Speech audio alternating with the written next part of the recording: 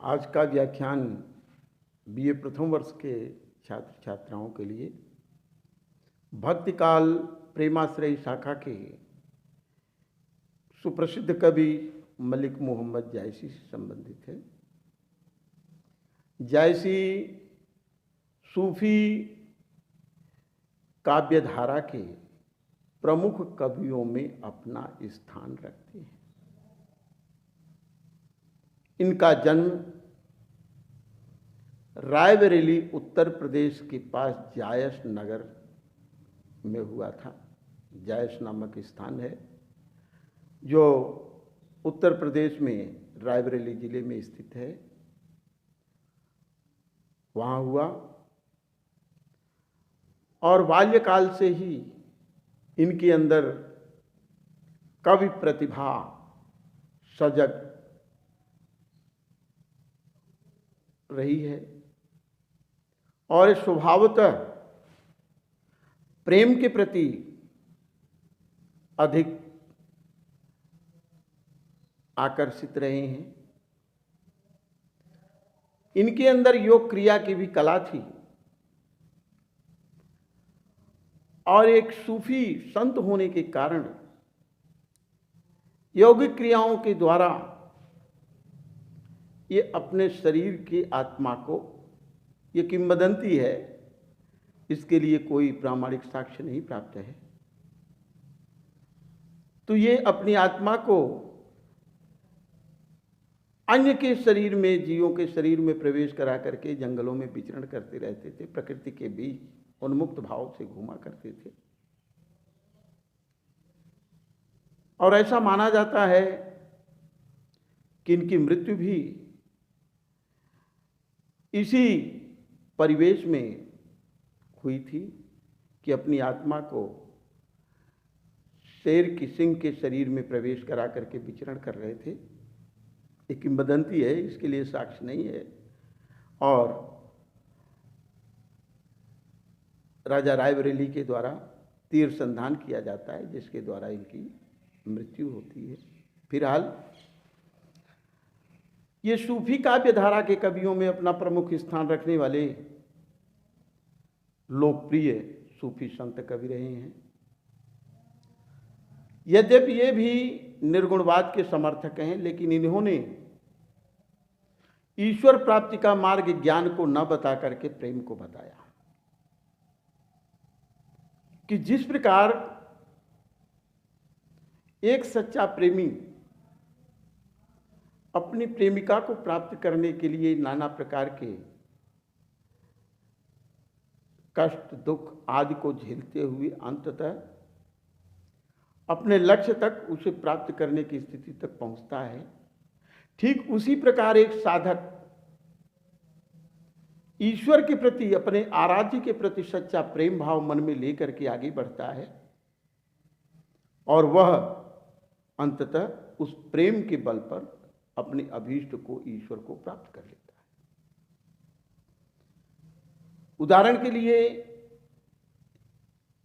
इनका लिखित पद्मावत राजा रत्नसेन को ले लें, जो राजकुमारी पद्मावती को प्राप्त करने के लिए उनके प्रति सच्चे प्रेम को धारण करके योगी का रूप धारण करके निकल पड़ते हैं।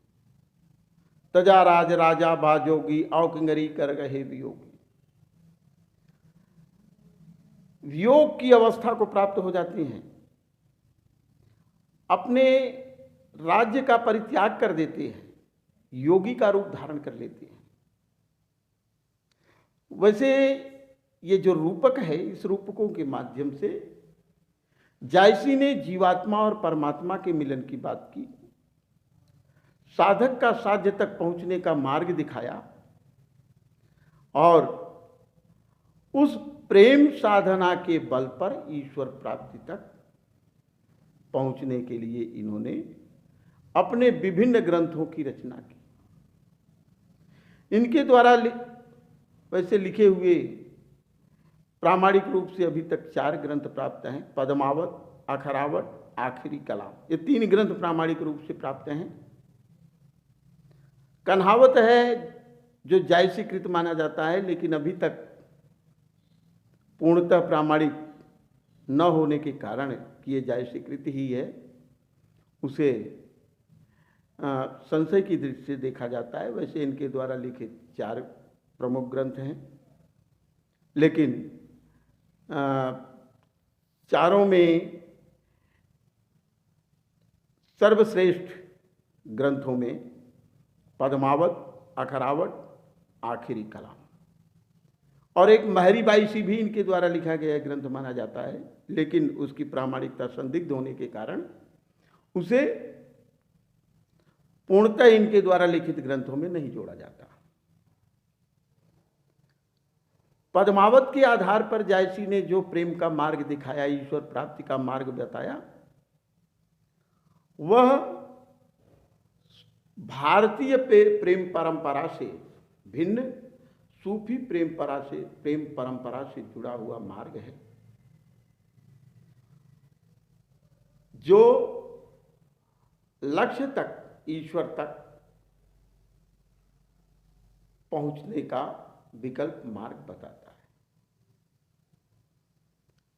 आपका संबंध जायसीकृत पद्मावत के कुछ अंशों से है, जैसे नागमती वियोग वर्णन है, उसमें तो उतने भक्तिपरक इनके रूप नहीं दिखाई देंगे, लेकिन जब संपूर्ण पद्मावत का अध्ययन किया जाए तो ऐसा प्रतीत होता है कि पद्मावत एक लौकिक प्रेम कथा के माध्यम से अलौकिकता की ओर तक ले जाने वाला लोकप्रिय ग्रंथ है। और इसके जितने भी पात्र हैं वो काल्पनिक हैं। इन काल्पनिक और ऐतिहासिक पात्रों को लेकर जो जायसी ने एक सुष्ठु प्रेम का मार्ग दिखाया और प्रेम के द्वारा ईश्वर प्राप्ति का मार्ग बताया, वह सूफी काव्य धारा का सर्वश्रेष्ठ ग्रंथ के रूप में लोकप्रियता को प्राप्त किया। वैसे कुतुबन, मंजन, ऐबन आदि के द्वारा भी लिखा गया, लेकिन जो लोकप्रियता जायसी को प्राप्त हुई वह इनके समकालीन अन्य कवियों को नहीं। तो जायसी मूलतः प्रेमाश्रयी शाखा के प्रमुख कवि हैं और ये प्रेम के द्वारा ईश्वर प्राप्ति का मार्ग बताते हैं, क्योंकि ज्ञान मार्ग की जटिलता, कठिनता सभी जन सामान्य को ईश्वर की भक्ति से नहीं जोड़ पाया।